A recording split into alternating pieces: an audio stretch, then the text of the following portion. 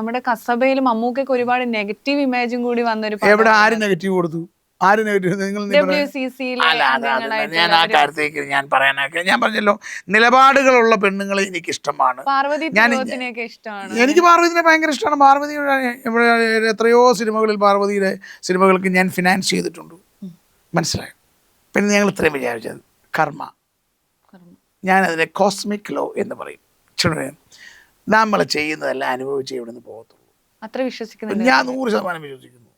നമ്മൾ ചെയ്യുന്നതിൻ്റെ അനുഭവങ്ങൾ നമ്മൾ ഇവിടുന്ന് അനുഭവിച്ചേ പോകും. ആ കസബയിൽ അഭിനയിച്ചിട്ട് മമ്മൂക്ക് എപ്പോഴെങ്കിലും ആ കഥാപാത്രം വേണ്ടായിരുന്നു എന്ന് പറഞ്ഞു? ഒരിക്കലും പറയത്തില്ല.